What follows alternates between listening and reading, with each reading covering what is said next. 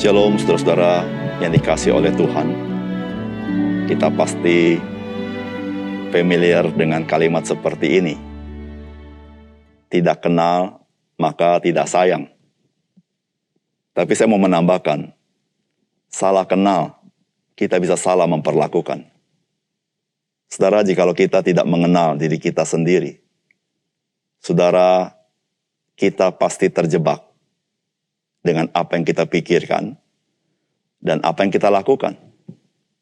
Saudara, mengenal diri merupakan hal yang sangat penting. Bagaimana kita mengenal diri? Cuma satu-satunya jalan ketika kita mengenal Tuhan. Salam jumpa dalam program Tuhan Adalah Gembalaku. Saudara, kita ini berada di zaman postmodern. Saudara, di zaman postmodern ini, saudara-saudara, manusia mulai memikirkan bahwa alam semesta ini pusatnya adalah manusia. Manusia berpikir bahwa alam semesta ini adalah sebuah sistem yang tertutup, sehingga tidak ada yang disebut dengan intervensi supranatural. Yang menentukan segala sesuatu adalah manusia.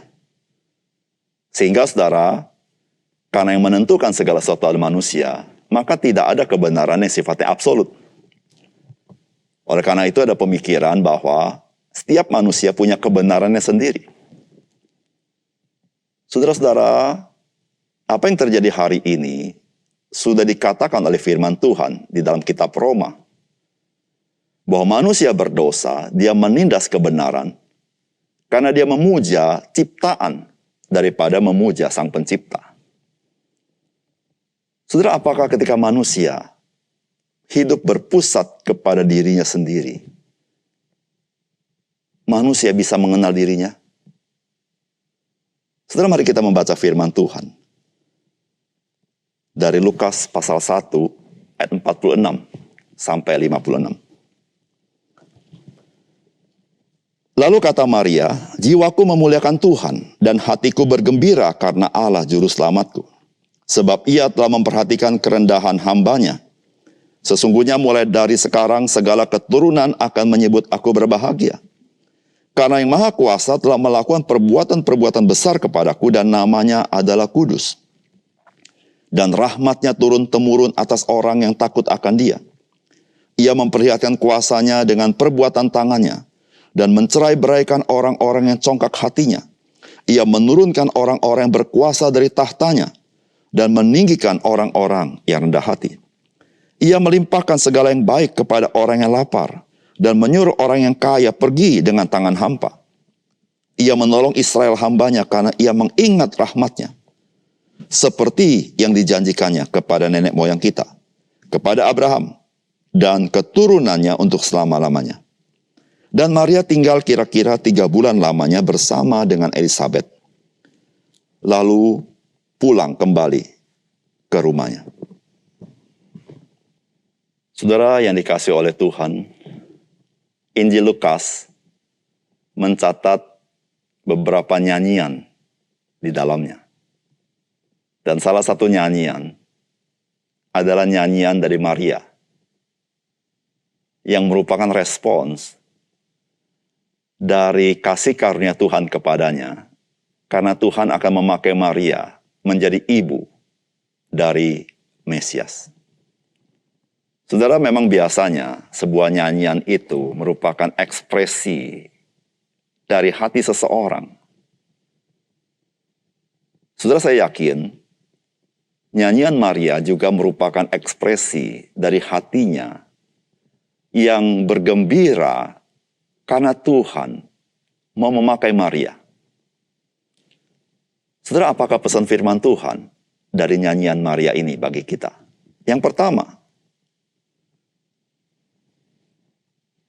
saudara, firman Tuhan mengajar kepada kita bahwa mengenal kasih karunia Tuhan membuat kita mengenal siapa diri kita yang sesungguhnya.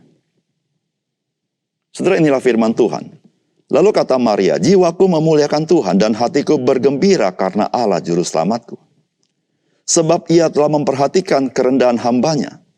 Sesungguhnya mulai dari sekarang, segala keturunan akan menyebut aku berbahagia. Karena yang Maha Kuasa telah melakukan perbuatan-perbuatan besar kepadaku, dan namanya adalah kudus. Saudara, dunia ini diwarnai oleh yang disebut dengan persaingan. Ketika bicara persaingan, maka saudara-saudara yang dituntut oleh dunia ini adalah achievement, pencapaian. Oleh karena itu manusia-manusia yang tidak bisa mencapai sesuatu dengan prestasi yang baik, dia akan ditinggalkan. Saudara, persaingan ini membuat manusia memiliki gambaran yang salah tentang dirinya.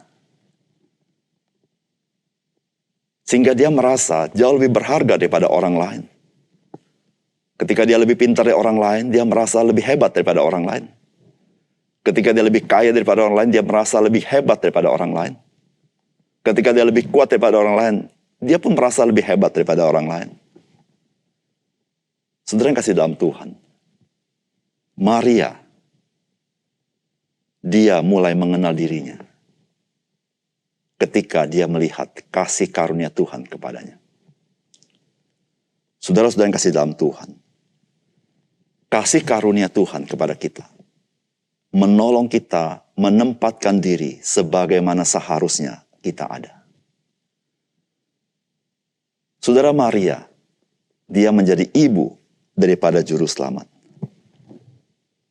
Tetapi saudara, yang mengherankan kita, hal itu tidak menjadikan Maria seorang yang sombong.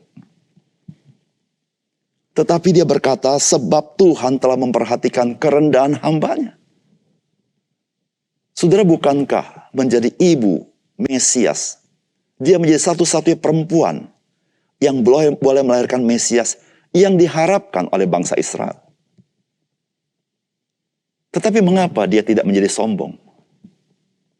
Karena dia mengenal kasih karunia Allah. Saudara, kasih karunia Allah menolong kita tahu siapa diri kita yang sebenarnya. Saudara, manusia, seberapapun prestasinya, seberapapun hebatnya, seberapapun pintarnya, adalah makhluk yang rapuh, makhluk yang dalam kejatuhan. Sehingga saudara yang kasih dalam Tuhan, segala sesuatu yang kita dapat lakukan, segala sesuatu yang dapat kita capai, segala sesuatu yang dapat kita nikmati, saudara, tidak lebih dan tidak kurang. Itu semata-mata karena ada anugerah Tuhan bagi kita. Disitulah saudara, mengapa kita tidak menjadi sombong? Karena apa yang kita capai, ada anugerah Tuhan bagi kita. Mengapa kita tidak menghina orang lain? Karena setiap orang ada anugerah Tuhan bagi dia. Saya pun berprestasi bukan karena kehebatan saya, tetapi karena anugerah Tuhan. Saudara yang kasih dalam Tuhan, kasih karunia Tuhan menolong kita mengenal diri kita sebagaimana seharusnya. Oleh karena itu saudara, bagaimana kita bisa menempatkan diri sebagai sesama manusia dengan orang lain sangat bergantung bagaimana saya mengenal kasih karunia Tuhan. Jikalau saudara dan saya tidak mengenal kasih karunia Tuhan, kita pasti memiliki pandangan yang salah mengenai diri kita. Saudara, mari dalam kehidupan sehari-hari kita selalu ingat akan kasih karunia Tuhan itu. Sehingga kita tahu menempatkan diri kita dimanapun kita berada, dengan siapapun kita bergaul. Saudara, jangan lupa, hidupmu dan hidupku bergantung kepada kasih karunia Allah. Yang kedua, saudara, firman Tuhan hari ini memberitahukan kepada kita, kasih karunia Allah lah yang memberikan sukacita dan mendorong kita untuk memuliakan Tuhan. Firman Tuhan berkata, dan rahmatnya turun-temurun atas orang yang takut akan dia. Ia memperlihatkan kuasanya dengan perbuatan tangannya dan mencerai-beraikan orang-orang yang congkak hatinya. Ia menurunkan orang-orang berkuasa dari tahtanya dan meninggikan orang-orang rendah. Ia melimpahkan segala yang baik kepada orang yang lapar dan menyuruh orang yang kaya pergi dengan tangan hampa.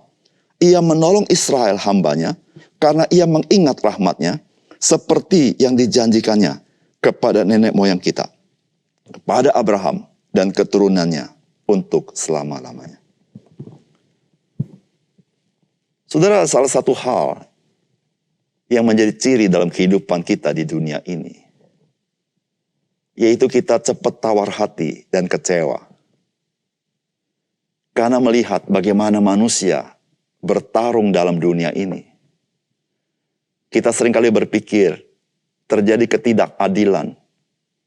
Ada orang-orang berbuat hal yang tidak baik, tetapi dia terus meningkat dalam karirnya. Tetapi orang-orang hidupnya jujur, kelihatannya kok kurang beruntung.